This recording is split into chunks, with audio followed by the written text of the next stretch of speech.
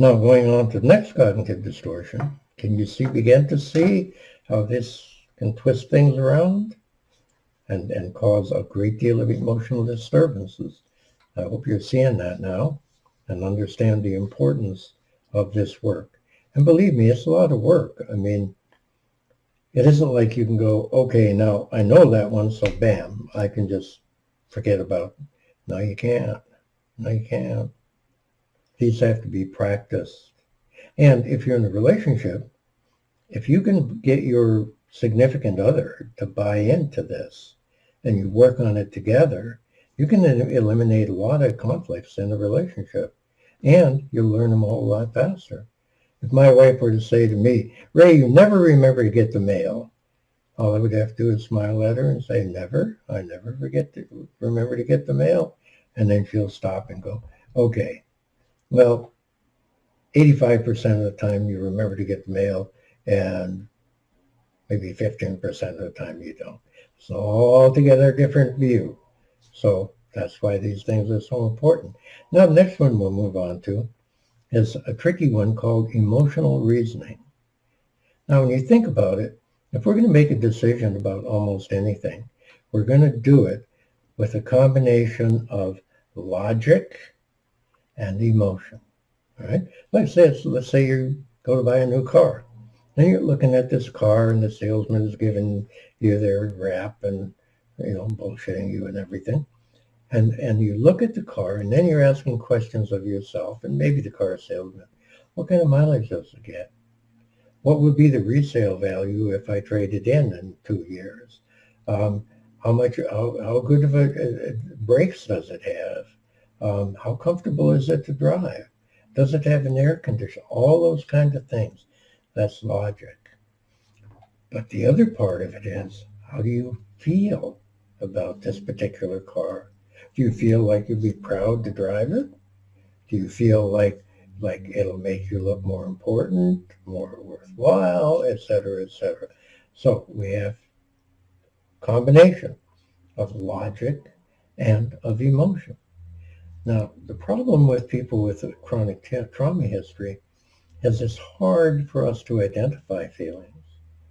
Or sometimes we're overwhelmed with feelings.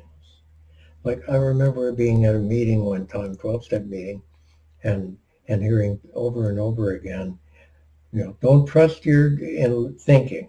Go with your gut. Trust your feelings. Trust your feelings. Your best thinking got you here. So give up on the thinking and just go with your feelings. And I thought to myself, really? Okay, well, right now I'm feeling homicidal. Should I go with that? So it's like feelings aren't facts. Feelings are just feelings. And remember, we're the ones that are creating them. With our thinking, with our images, with fantasies, et cetera, et cetera. We're the ones that are creating them.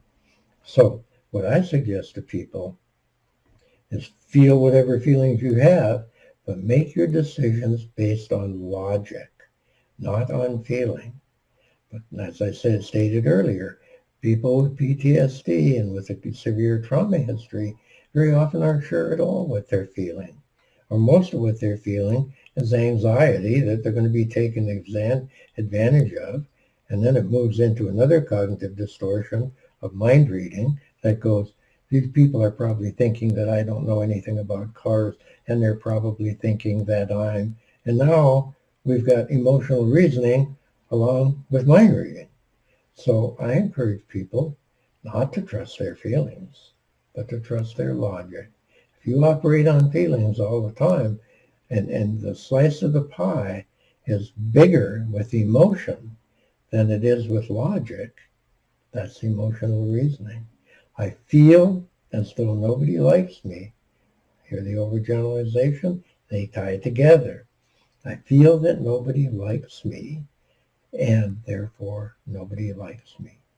I feel as though, and this is especially true with Vietnam veterans, I feel as though there is danger, therefore there must be danger. And then we become hypervigilant, and we're scanning all over for danger. And it takes away a lot of creative energy to do that. So, bottom line, Give real serious thought to how much emotion is going into your reasoning, and be careful that you're not operating strictly on emotion. I feel, therefore it is true. I feel guilty, therefore I am guilty. I feel worthless, therefore I am worthless. I feel helpless, therefore I am powerless. You see? So we can't really trust those feelings that much.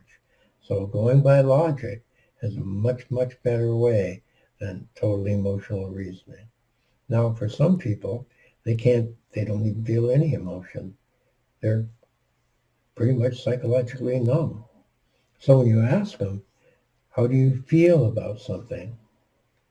They're liable to tell you, I don't know. But if you ask them, what do you think about something? You'll be able to know what they're feeling. Well, I think that nobody likes me. I think that I'm worthless. I think that, now you know what they're feeling.